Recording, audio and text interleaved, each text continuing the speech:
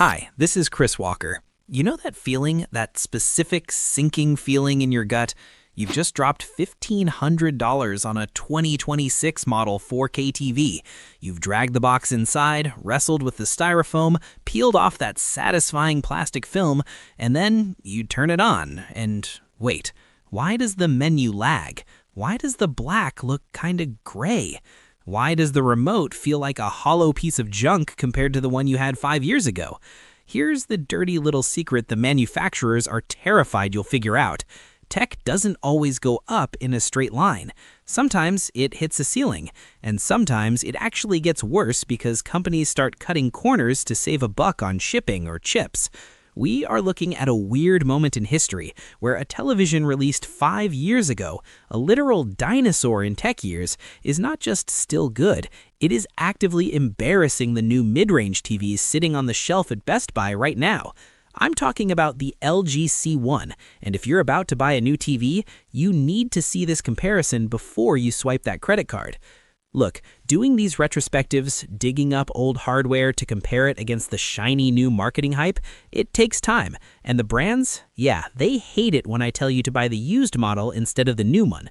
So if you value honest, wallet-first testing that doesn't bow down to the new release cycle, do me a favor. Hit that like button and subscribe to the channel. It keeps me independent and it keeps these reviews honest.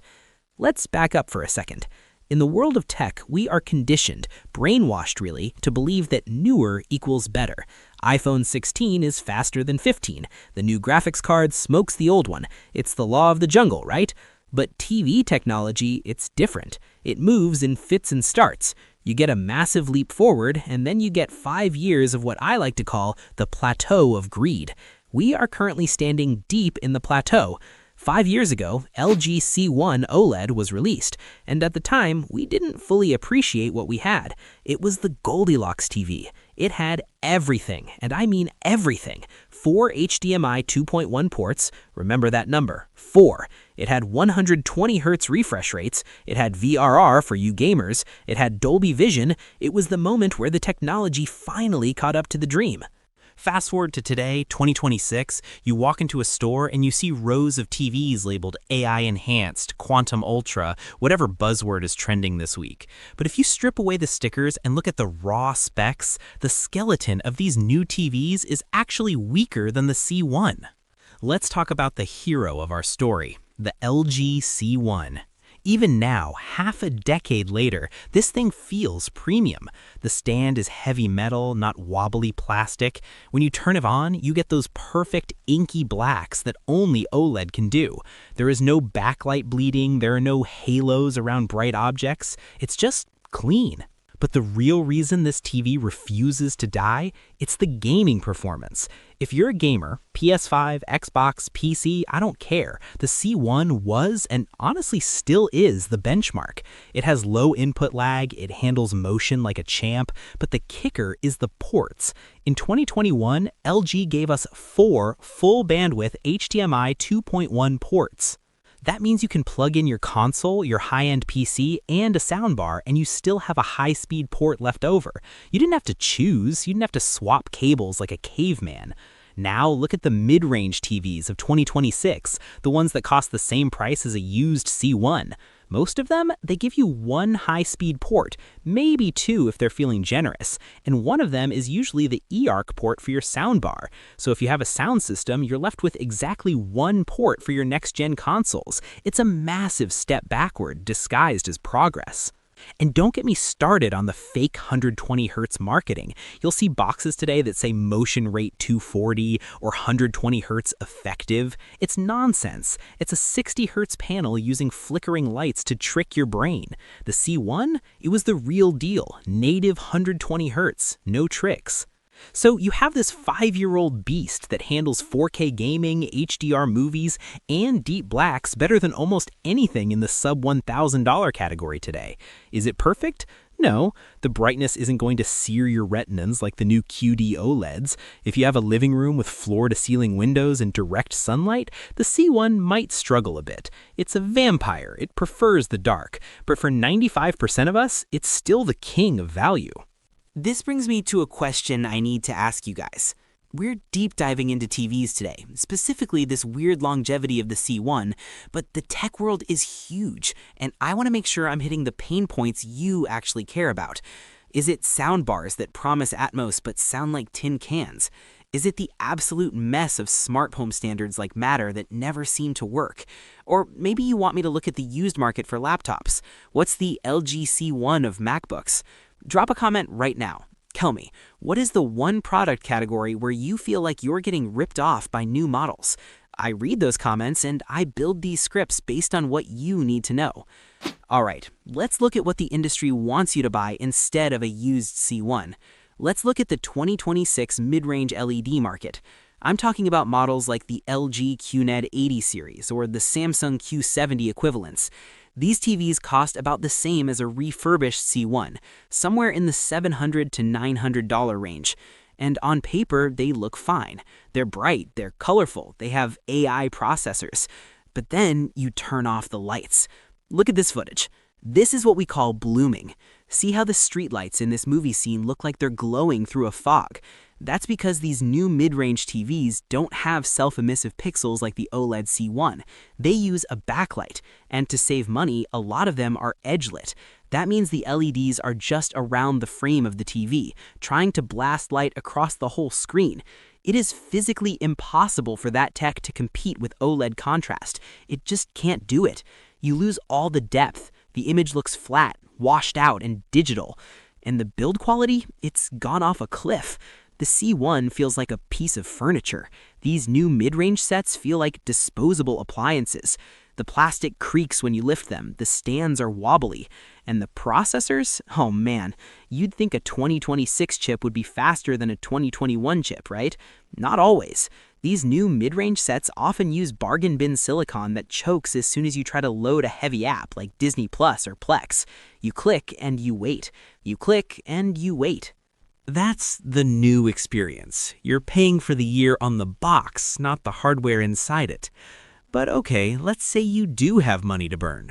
Let's say you want to actually beat the C1. You want to see what 5 years of genuine progress looks like, and you're willing to pay the early adopter tax. That brings us to the third contender, the true successor, the Samsung S95 series, specifically the new 2026 QD OLED models. If the C1 is the reliable veteran, the S95 is the hotshot rookie. This is QD OLED, Quantum Dot OLED.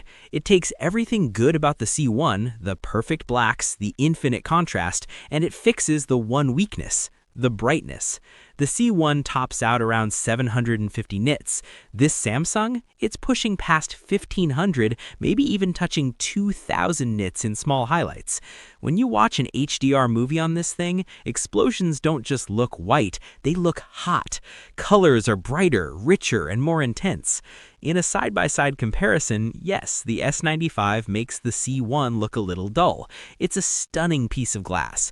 But, and there is always a but with Samsung, you have to live with the software. The C1 runs on an older version of WebOS. It's not perfect, but it's manageable. The new Samsung Tizen OS is aggressive. It's cluttered. It's full of ads. It tries to be a gaming hub and a smart home center and a TV all at once, and it feels bloated. And then there's the quality control. We've seen reports, too many reports, of bent panels right out of the box because they made the screen too thin. We've seen firmware updates that actually lower the brightness months after you buy it. So here's the dilemma. You can spend $2,000+ for the S95 to get that dazzling, futuristic picture and risk the QC lottery. Or you can stick with the obsolete C1, save $1,500, and still get 90% of the performance. It's not as easy a choice as the marketing team wants you to think. And we haven't even talked about the other titan in the room, the one that charges a premium just for its logo, Sony. If you want the processing power that cleans up low bitrate YouTube videos and makes sports look like real life, you have to look at the Bravia lineup. But is the Sony tax worth it in 2026? Or is it just another brand resting on its laurels? That's where things get really interesting, because Sony is doing something with their mini LED tech that might actually make OLED nervous for the first time in years. If Samsung is the loud teenager trying to impress you with neon lights, Sony is the adult in the room wearing a bespoke suit. They don't care about being the brightest, they care about being correct. We have to talk about the Sony tax. It's real. You pay significantly more for a Sony OLED like the A95L or their new high-end mini LED, the Bravia 9. But what are you actually buying? You're buying the brain, the processor. See, the LG C1 is a fantastic panel, but when you feed it low-quality content like a compressed YouTube video or that 720p cable broadcast of the football game, it sometimes struggles. You get banding. That's where a blue sky doesn't fade smoothly, it looks like stripes of different blues. The Sony, it takes that garbage signal and scrubs it clean. It's like magic. And the motion? Oh man, if you hate that soap opera effect but also hate the stutter you get in 24 frames per second movies, Sony is the only one that gets it 100% right. It smooths out the pans without making The Godfather look like Days of Our Lives. But here is the hard truth. Is that cleaner image worth paying triple the price of a used C1? For 99% of you, no, absolutely not. Unless you are a dedicated cinephile who watches Blu-rays in a pitch-black room and pauses the movie to analyze the grain structure, the C1 is close enough. The law of diminishing returns is hitting Sony hard right now. They're charging $3,000 for a 10% improvement. Now let's go to the other end of the spectrum, the LG C1 killers, the budget beasts. I'm talking about Hisense and TCL, specifically the U8 and QM series. On paper, these things are monsters. They promise 2,000 nits of brightness. They promise mini LED local dimming. They cost the same as a used C1. And I'll be honest, if you only look at the spec sheet, the C1 looks like a toy compared to these. But then you turn them on. This is the spec sheet trap. Brands like Hisense pump up the numbers, brightness, zones, hertz, but they skimp on the refinement. The local dimming algorithms can be slow, so you get a ghost trail behind fast-moving objects. The viewing angles are often terrible because they use VA panels without the expensive wide-angle filters Sony and Samsung use. And the quality control? It's the Wild West. You might get a perfect panel, or you might get one with dirty screen effect, where it looks like someone smeared grease behind the glass. Buying a budget TV in 2026 is a lottery. Buying a C1 is a safe bet. Okay, I know what you're screaming at the screen right now. Chris, the C1 is an OLED. What about burn-in? My uncle's TV has the CNN logo permanently etched into the corner. Let's stop the fear-mongering for a second and look at the actual data. The fear of burn-in is a hangover from 2017. The LG C1 has refined pixel shift technology, logo dimming, and automatic refresh cycles. Unless you are using this TV as a computer monitor 12 hours a day with the same Excel spreadsheet open, or you watch CNN for 10 hours straight every single day, burn-in is statistically unlikely for at least 5 to 7 years. And here's the kicker. The new 2026 OLEDs, they drive their panels harder to get that extra brightness. There is a legitimate argument that the dimmer C1 might actually outlast some of these new supercharged panels because it isn't pushing the organic pixels to their absolute thermal limit. You're trading pop for peace of mind. So we've looked at the overpriced perfectionist, Sony, the bright but sloppy budget option, Hisense, and the flashy but flawed newcomer, Samsung. And sitting in the middle of this mess, quiet, confident, and costing less than all of them, is the 5-year-old LG C1. But, and this is a big but, I can't let you buy one without warning you about the one thing that has aged poorly, the one thing that might make you want to throw the remote through the screen. Okay, we've praised the LG C1 enough. Now I need you to listen to me very carefully. If you go out and buy this TV today, you're going to hate one thing about it. It's the brain. The smart part of this smart TV is, well, it's dumb. It's running WebOS 6.0. In 2021, it was fine. In 2026, it's a tragedy. You feel that? That micro stutter? That is the feeling of an underpowered processor trying to run modern, bloated apps. The C1's chip was designed before we had these massive, resource-heavy versions of Disney Plus and Plex. It chokes. It's sluggish. It makes a premium TV feel like a budget tablet from a pharmacy bargain bin. But, and this is the most important but of the entire video, this problem has a $40 fix. Do not use the built-in apps. Just don't. Treat the C1 as a dumb monitor. You buy this TV for the panel, for the gaming ports, for the blacks. You do not buy it for the operating system. If you're an iPhone person, get the Apple TV 4K. It's fast, it's clean, and it scubs through 4K timeline footage instantly. If you're a PC gamer or a Plex power user, get the NVIDIA Shield Pro. Yes, the Shield is also old, but it's still the only device that handles lossless audio properly. When you plug one of these into the C1, the old feeling vanishes. You bypass the slow brain and just use the beautiful eyes. You effectively turn a $700 used TV into a $2,000 flagship experience. So let's break this down. We have a 5-year-old TV that destroys budget models, embarrasses mid-range models, and holds its own against flagships. Who should actually buy what? I'm going to make this very simple. Profile 1, the bright room viewer. If your living room has windows that let in direct sunlight at 2 p.m., do not buy the C1. It is not bright enough. The glare will drive you crazy and you won't see the dark details. The fix? You need raw horsepower. Buy a mini LED, the Sony Bravia 9 or the Samsung QN90 series. They are light cannons. They fight the sun and win. Profile 2, the cinema purist. You watch movies in the dark. You care about director's intent. You hate the soap opera effect. The fix? If you have unlimited money, buy the A55L. It is the best TV on the planet, period. But it costs 3 times as much as the C1. If you are on a budget, the C1 is 95% of the performance for 30% of the price. Profile 3, the gamer and the smart shopper.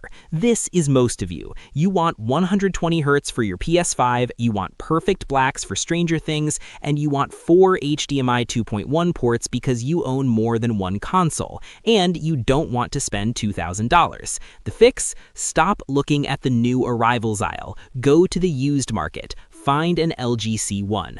And that leads me to the verdict. The LG C1 isn't just a good TV, it is a glitch in the matrix. It represents a moment in time where the technology peaked before the accountants took over. In 2021, LG was trying to prove that OLED was the future, so they threw everything into this TV. They gave us the best ports, the best panel, the best features. In 2026, they know they have us, so they slice features away. Oh, you want 4 HDMI 2.1 ports? You have to buy the flagship G series now. Oh, you want high brightness? Pay for the upgrade. The C1 is the last time they gave us the whole package for a fair price. Here is the truth bomb. The reason you don't see reviewers talking about this TV anymore is because there is no affiliate commission on a used product. LG isn't sending me a check to tell you their 5-year-old TV is better than their new one. Best Buy doesn't want you hunting on eBay, they want you buying the extended warranty on a QNED. But the math doesn't lie. The specs don't lie. If you can find a C1 with under 5,000 hours on the panel, buy it. It is the only TV that still feels new 5 years later. I've dropped links below to the safe places to find these, certified refurbished units where you actually get a warranty, plus the specific settings you need to change the second you unbox it to make it look like a $3,000 monitor. Don't let the new sticker fool you. Sometimes the best tech is the stuff they stopped making. I'm Chris Walker. I'll see you in the next one.